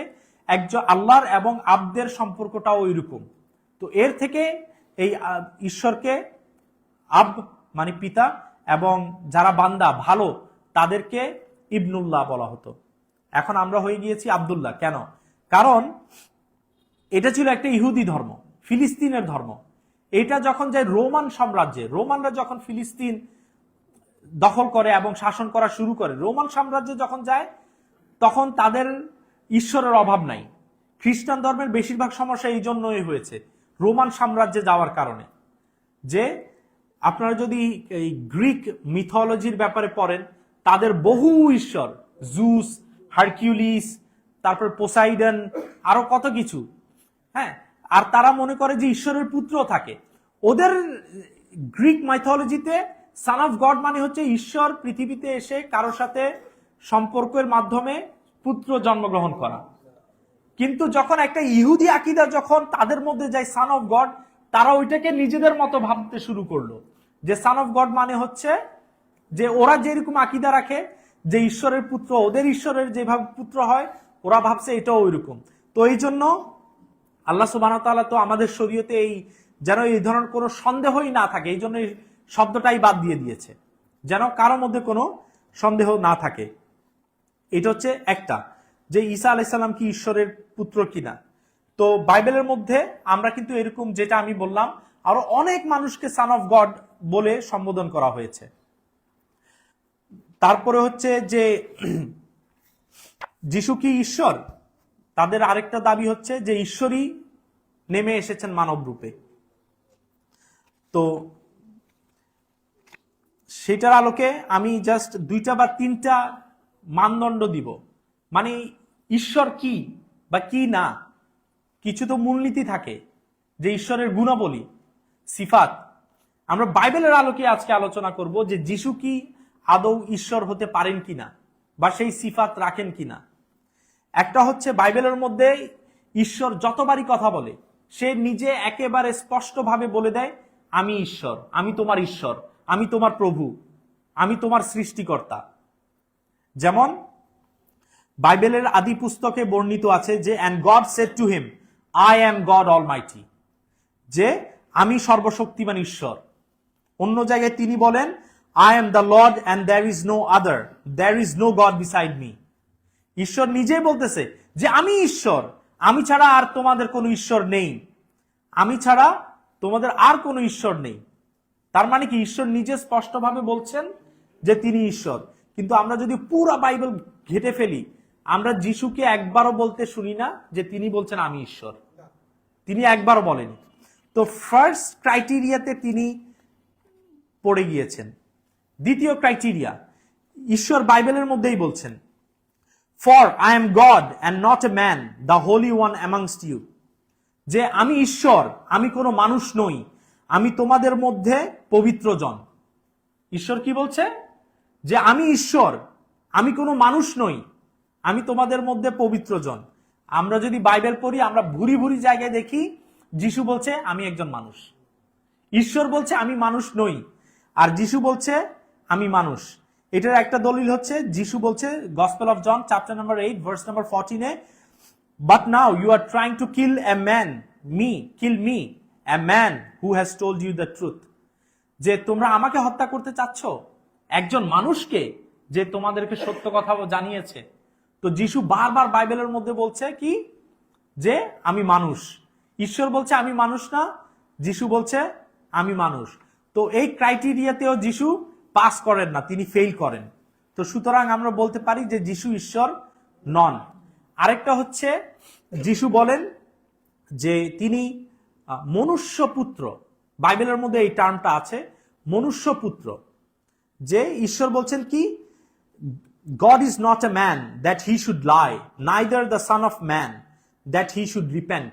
Son of man, ঈশ্বর বলছে কি এই আয়াতে যে God is not a man, ঈশ্বর কোনো মানুষ নন যে তিনি মিথ্যা কথা বলবেন, তিনি কোনো মনুষ্যপুত্র নন যে তিনি অনুশোচনা করবেন।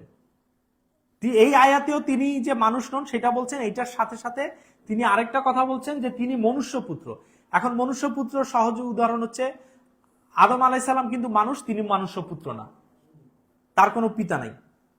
তো কিন্তু আমরা যদি বাইবেল পড়ি তাহলে আমরা অনেক জায়গায় দেখব যে যিশু নিজেকে বারবার বলতেছে I am the son of man, I am the son of man. যেমন and Jesus said to him, foxes have holes and birds of the air have nests, but the Son of Man has nowhere to lay his head. তিনি বলছেন যে শিয়ালদের গর্ত আছে, আকাশের পাখিদের বাসা আছে, কিন্তু এই মনুষ্যপুত্রের মাথা রাখার কোনো স্থান নেই। তো আমরা তিনটার আলোকে এইটাও পুরো একটা বক্তব্য দেওয়া যাবে যে যিশু কি আদৌ ঈশ্বর কিনা বাইবেলের আলোকেই। বাইবেলে ঈশ্বরের যেই সকল ক্রাইটেরিয়া দেয়া আছে যে ঈশ্বর সর্বশক্তিমান, ঈশ্বর সবকিছু জানেন। যেমন বাইবেলের একটা আয়াত আছে যে ঈশ্বর বলছেন যে ঈশ্বর হচ্ছে সর্বাজ্ঞ, তিনি সবকিছু জানেন। কিন্তু বাইবেলের মধ্যে বলা হচ্ছে যিশুর ব্যাপারে, of the day and hour knoweth no man, no, not even the angels in heaven, but the Father in heaven. ঈশ্বর সবকিছু জানেন, কিন্তু যিশু কি বলতেছে যে কিয়ামতের ব্যাপারে কেউ জানে না, আমিও জানি না, ফেরেশতারাও জানে না, শুধু ঈশ্বর জানে। তো এবং এরকম আরো অনেকগুলো বর্ণনা আছে যে যিশু দূর থেকে দেখলেন একটা গাছকে, গাছ থেকে দেখে তিনি অনেক ক্ষুধার্ত ছিলেন, তিনি দৌড়িয়ে গেলেন খাওয়ার জন্য, ফল খাওয়ার জন্য। সেই গাছ থেকে গিয়ে দেখলেন যে কি যে গাছের মধ্যে কোনো ফলই নেই। মানে তিনি যদি ঈশ্বর হয় তাহলে তো ওনার জানার কথা সবকিছু, যে গাছের মধ্যে ফল আছে কিনা। কিন্তু সমস্যাটা হচ্ছে ওইখানে আরো একটা এক্সট্রা অ্যাডেড ইনফরমেশন আছে যে for it is not the season of fruit, এটা সিজনই না যে ওই ফ্রুট ধরার আর কি। তো এই বাইবেলের আলোকেও ঈসা আলাইসাল্লাম ঈশ্বর ছিলেন না, তিনি ঈশ্বরের পুত্র এই দিক থেকে ছিলেন যে তিনি ঈশ্বরের একজন বান্দা ছিলেন, কিন্তু ঈশ্বরের ঔরসজাত বা জন্ম দেওয়া পুত্র যদি হয় তাহলে নাউজুবিল্লাহ কখনোই এমন ছিলেন না। তো আজকে আমরা আমাদের বক্তব্যের একেবারে শেষে কিছু বিষয় নিয়ে আলোচনা করব। তাহলে ঈসা আলাইসাল্লাম যিশু ছিলেনটাকে, তিনি ছিলেন কে? প্রথম, তিনি একজন মানুষ ছিলেন, যেটা আলোচনা করলাম। দ্বিতীয় হচ্ছে যে তিনি মনুষ্যপুত্র ছিলেন, যে ব্যাপারে আলোচনা করেছি। তারপরে হচ্ছে তিনি একজন সার্ভেন্ট ছিলেন, তিনি একজন বান্দা ছিলেন, তিনি একজন আব্দ ছিলেন। আল্লাহ সুবহানাহু ওয়া তাআলা কোরআনুল কারীমে বলছেন, ক্বালা ইন্নী আব্দুল্লাহ আতানিয়াল কিতাব ওয়া জাআলানি নাবিয়্যা। ক্বালা ইন্নী আব্দুল্লাহ। এবং ঈসা আলাইহিস সালাম তার মায়ের কোলে যখন একেবারে শিশু, একদিন কি 2 দিনের শিশু ছিলেন, তখন তিনি কথা বলে উঠলেন যে ইন্নী আব্দুল্লাহ, নিঃসন্দেহে আমি আল্লাহর বান্দা। আতানিয়াল কিতাব, তিনি আমাকে কিতাব দিয়েছেন। ওয়া জাআলানি নাবিয়্যা, এবং তিনি আমাকে একজন নবী হিসাবে প্রেরণ করেছেন। তো তিনি ছিলেন একজন বান্দা। আর আমরা যদি বাইবেলও পড়ি, বাইবেলের মধ্যেও কিন্তু তাকে একজন বান্দা হিসেবেই উপস্থাপন করা হয়েছে। যেমন বাইবেলের প্রেরিত, এটা হচ্ছে book of acts chapter number 3 verse number 13 এ বলা হচ্ছে, the god of Abraham, the god of Isaac and the God of Jacob, the God of our fathers, glorified his servant Jesus. মানে ইব্রাহিম, ইসহাক ও ইয়াকুবের রব, আমাদের পূর্বপুরুষের রব, তার বান্দা যিশুকে মহিমান্বিত করেছেন। মানে বাইবেলের আলোকেও যিশু একজন বান্দা। এবং বাইবেলেই বলা আছে, the servant is not greater than the master. আর মাস্টার হচ্ছে কে? আল্লাহ। আর সার্ভেন্ট হচ্ছে কে? ঈশ্বর। এর থেকেও প্রমাণিত হয় যে যিশু ঈশ্বর ছিলেন না। তারপরে ঈসা আলাইহিস সালাম ছিলেন একজন নবী। যেমন যে আয়াতটা পড়লাম, আমি ওই একই আয়াতটাও যদি পড়ি, ক্বালা ইন্নী আব্দুল্লাহ আতানিয়াল কিতাব ওয়া জাআলানি নাবিয়্যা, যে নিঃসন্দেহে আমি আল্লাহর বান্দা, তিনি আমাকে কিতাব দিয়েছেন এবং তিনি আমাকে নবী বানিয়েছেন। তো ঈসা আলাইহিস সালাম কে ছিলেন? তিনি একজন নবী ছিলেন। অন্য আয়াতেও বলা হয়েছে, মাল মাসিহু ইবনু মারইয়াম ইল্লা রাসূল ক্বাদ খালাত মিন ক্বাবলিহির রাসূল, যে মাসিহ ঈসা ইবনু মারইয়াম তিনি নবী ব্যতীত, রাসূল ব্যতীত আর কিছুই ছিলেন না, এর বেশি কিছু ছিলেন না। তার পূর্বে অনেক নবী রাসূল গত হয়েছেন। তো এটা তো হচ্ছে কোরআনের আলোকে। বাইবেলের আলোকেও তিনি একজন নবী ছিলেন। বাইবেলে বলা হচ্ছে কি, A prophet is not without honor, তিনি তার নিজের ব্যাপারে বলছেন যে a prophet is not without honor except in his hometown and among his relatives and in his own household. নিজের দেশ ও আত্মীয় স্বজন এবং নিজের বাড়ি ছাড়া আর কোথাও একজন নবী অসম্মানিত হন না। তারপরে লোকেরা, এটা তো হচ্ছে কি যে যিশুর ব্যাপারে তারা বলছে যে তিনি হচ্ছেন একজন নবী। যিশুর যে লোকজন ছিল তারাও তাকে একজন নবী মনে করতেন, তারা কিন্তু এর বেশি মনে করতেন না। যেমন এখানে বর্ণিত আছে, সেটা হচ্ছে, and when he entered Jerusalem the whole city was stirred up saying, who is this? And the crowd said, this is the prophet Jesus from Nazareth of Galilee. তো যখন যিশু জেরুজালেমে প্রবেশ করেন তখন সেখানে শোরগোল শুরু হয় যে কে এসেছে, এটা কে। তখন সবাই বলতে লাগলো যে এটা হচ্ছে নবী ঈসা। তো লোকেরাও তাকে ঈসা মনে করতেন। তারপর আরো এরকম অনেক আয়াত আছে, যেমন ঈসা নিজে তার শিষ্যদেরকে জিজ্ঞেস করছে যে who do people say that I am, লোকেরা আমার ব্যাপারে কি বলে, আমি কে, তারা কি মনে করে আমার ব্যাপারে। এন্ড দে টোল্ড হিম, তারা তাকে বলল, John the Baptist and others a Elijah and others one of the prophets, যে অনেকে তাকে একজন মানে নবীদের মধ্যে একজন নবী হিসেবে তাকে জানে।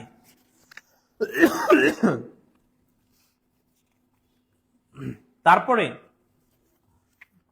আমরা যখন বাইবেল পড়ি তাহলে দেখি যে কি ঈসা আলাইহিস সালাম একজন অন্ধ ব্যক্তিকে দৃষ্টি দান করেন, অন্ধ ব্যক্তিকে দৃষ্টি দান করেন। মানে এর থেকেও ক্লিয়ার হয়ে যায় যে অন্ধ ব্যক্তিকে যখন দৃষ্টি দান করেন তখন লোকেরা তাকে জিজ্ঞেস করে, এই যে একটু আগে তোমার যে চোখ ঠিক করে দিল এই লোকটা কে, তার ব্যাপারে তুমি কি জানো? তখন সেই অন্ধ ব্যক্তি কি বললেন? হি ইজ এ প্রফেট, তিনি একজন নবী। তো তিনি একজন নবী ছিলেন, কোরআনও তাই বলছে, মানে বাইবেলও সেটাই বলছে। তো আলহামদুলিল্লাহ আমরা আমাদের বক্তব্যের একেবারে শেষে এসেছি।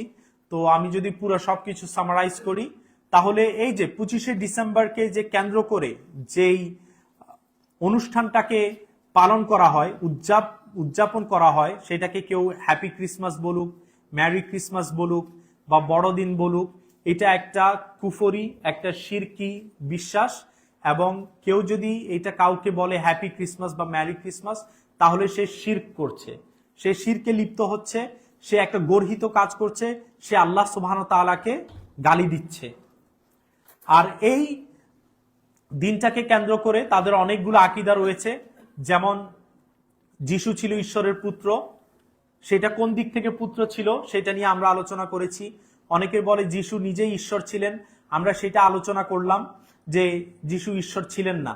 আচ্ছা, আমরা যদি কোরআনুল কারীম পড়ি তাহলে কোরআনুল কারীমে কিন্তু আরো স্পষ্টভাবে বলা আছে যে যিশু ঈশ্বর নন।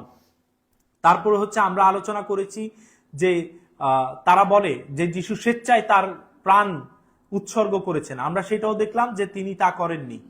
তারপরে হচ্ছে যে ওনাকে নিয়ে আমাদের যে আকীদা, আমরা তার ব্যাপারে কি বিশ্বাস করি, তিনি ছিলেন একজন মানুষ, তিনি ছিলেন একজন নবী, তিনি ছিলেন আল্লাহর বান্দা, এই তিনটা।